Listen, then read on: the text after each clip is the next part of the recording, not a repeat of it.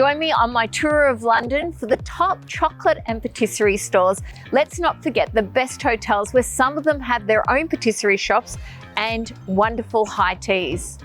I've tasted some absolutely amazing products and I've only put the best of the best in this list. Come along with me and I'm going to share with you the best places to go and the best things to eat.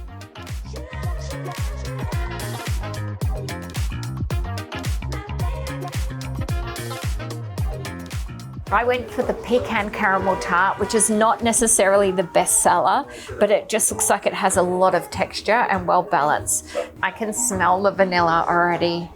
Kayu have 3 stores here in the UK and I'm at their Mayfair store. This is a really great tart, particularly for winter. It has all those hallmark flavors that you would expect this time of year.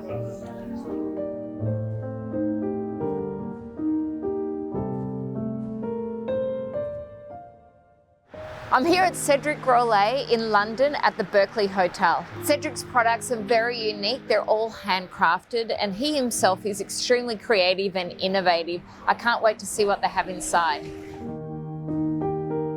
We're here a little bit early for the cakes. So the cakes start about 10:30 a.m, 11, and they change seasonally. They don't necessarily reflect the cakes that are served or offered in Paris, so there is a little bit of difference. Cédric's is definitely a little bit more on the expensive side, but it's well worth it as a special treat if you want to try his creations. I've chosen a hot chocolate and a pan suisse.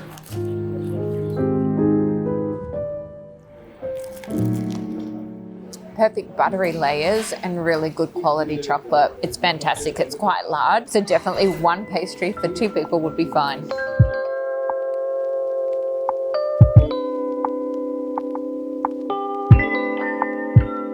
I'm here at the Dorchester Hotel in London with Alec Lowe, who's the executive pastry sous chef. Now, Alec, these look absolutely amazing. Can you explain for me what all the different little petit fours are? Yeah, of course. So this is our autumn-winter menu. So on this side here, we have a pear tart. So it's a pear compote, lightly spiced with cinnamon, with almond cream and patisserie. This one is a raspberry cheesecake. So it's got like a raspberry ripple and some vanilla chantilly. So it's very classic.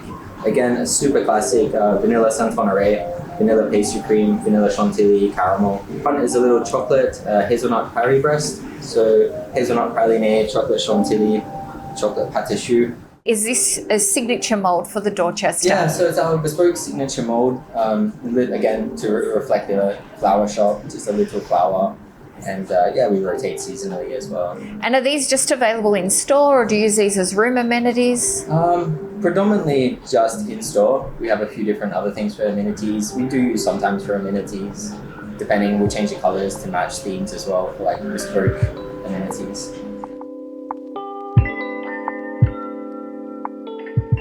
I'm here at the Dorchester, which opened in 1931. I'm now here in this beautiful Art Deco inspired room called the Promenade. I met Alec in the cake and flower shop. Alec is going to bring me a selection of their best cakes and chocolates, which I can't wait to try. He's also going to take me back of house to give me a look inside the pastry kitchen. So Alec, you have bought some extras here, which look absolutely sensational. Perfect, yeah. So this is part of our afternoon tea. So it's our autumn-winter menu. We just launched it recently. If you were to pick one, it's your last cake you're ever going to eat, which one are you going to pick? Probably Saint Honoré or this pear tart is very fresh, super fruity. Okay, all right, great recommend. They look absolutely stunning. So many choices, and unfortunately, although I'm pretty good, I don't think I can try them all, but I'm going to give it a good go.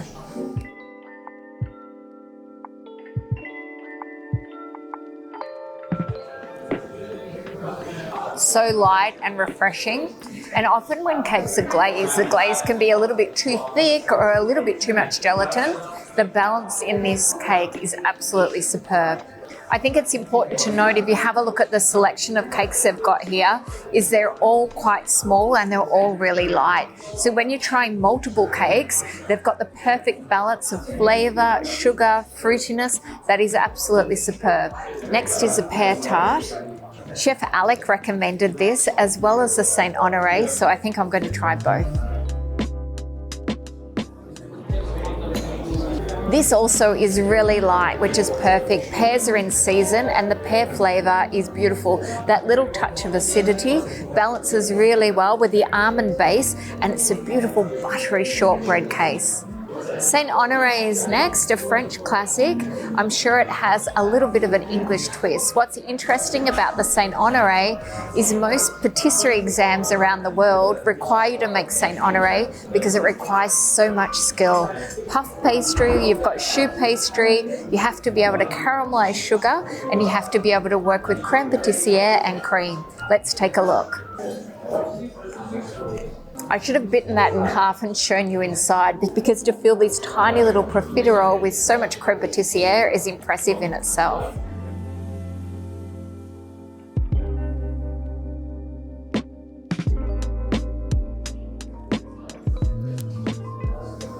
Sweet and salty, crunchy and creamy. It's really the ultimate dessert. Next, I'm going to try the mandarin cake. Coming into winter in the UK, this is a perfect dessert. Keep in mind that the items in the afternoon tea are rotated every 6 to 7 weeks following the seasons. The pop of grapefruit combined with the cream, I think this one actually might be my favourite. After high tea, Alec was kind enough to take us behind the scenes and showed us the kitchens at the Dorchester. I must say, this is the cleanest kitchen I've ever been in. It was stunning.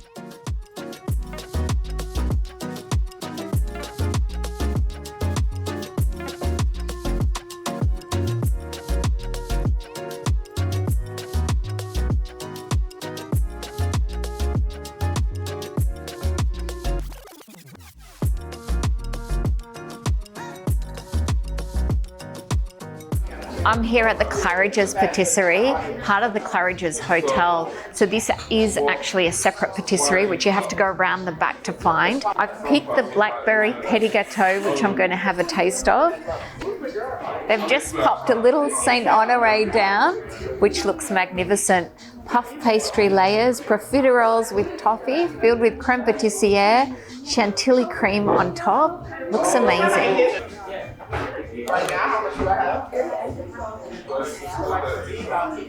Definitely chocolate in there. It's really light. The fruit really shines through. It's not overly sweet at all, and you get those little spots of the cream in there as well. Now I'm here for the caramel centre, chantilly cream, profiteroles, toffee, and of course the puff pastry. Now, if you're a lover of St. Honoré, this one is one of the best St. Honorés I've ever tasted. The texture in there and the balance of sweetness and cream and toffee and caramel, puff pastry is perfectly balanced. Make sure you don't come too late in the day or you may miss out. Their pastries, croissants and Danish are also sublime.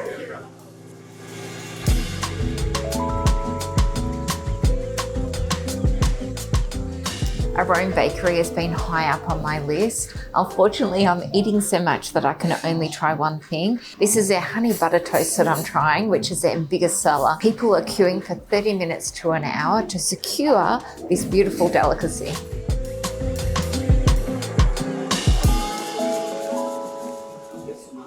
I can see what all the hype is about. You've got a delicious honey flavour, crunchy exterior and a soft texture in the centre. Stop. Just going to have a quick crumble break.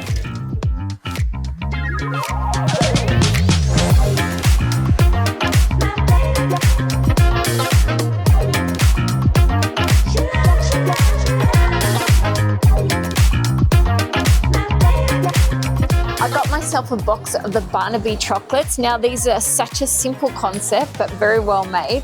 It draws people in because they actually enrobe the chocolates in the stores. These are the flavours: hazelnut, peanut, cornflake, caramel, orange and pistachio. I'm going to start with the caramel and I may not stop, so here we go. Brilliant shortbread, topped with caramel and Belgium chocolate coating.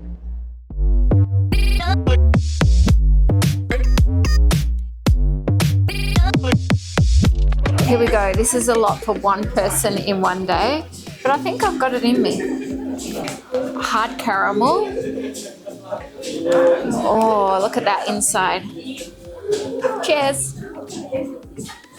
I can confirm the St. Honoré donut is really good. A little bit on the sweet side, but beautifully put together.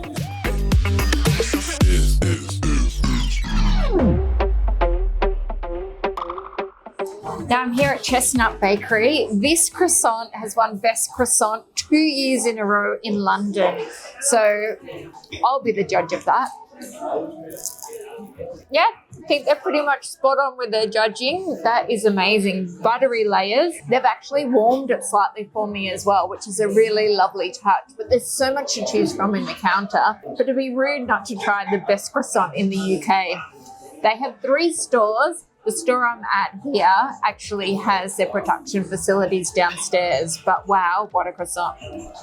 Don't mind me while I finish the rest of my croissant. And I'm not surprised that this is their bestseller. It's a must-have when you come to Chestnut Bakery. The next spot on my list is just a short walk away. Stay with me.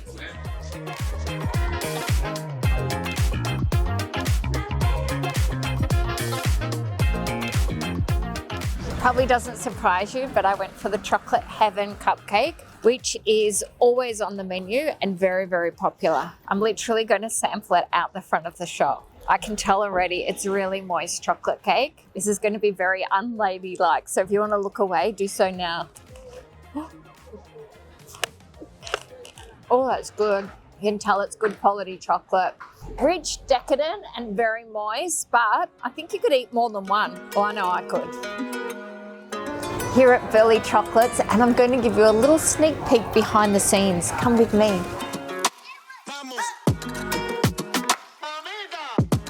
I'm here at Birley Chocolate, and I've picked 3 from the counter to try. Now this is mixed berry and white chocolate, which looks amazing. The acid should break down the sweetness of the white chocolate. That's really good. It does have some sour notes to it, which balances the white chocolate really, really well. I've chosen chocolates that I don't see a lot of, and the next one is actually seeds and cereals. So I've got that one here. So it looks like it has so much texture in it. This tastes like a naughty breakfast. Don't tell anyone though. My last choice is milk and dark chocolate with caramel pieces. You can see the pieces there, and it has peanut in it as well. So a layer of dark chocolate on the base and milk chocolate on top. And the caramel, normally when you've got sugar like that, you do get a little bit of a ooze of caramel, no ooze of caramel. You can tell it's really good quality chocolate that they've used in all of their bars, and there's a lot of chocolate for every bar. If I had to pick a favourite out of the 3, I'm going to go for seeds and cereal. Beautiful.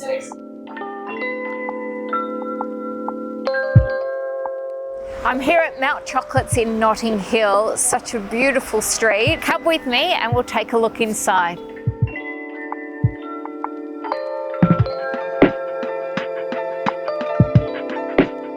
I've come into the kitchen of Mount Chocolates and I'm here with Paul, the chocolatier.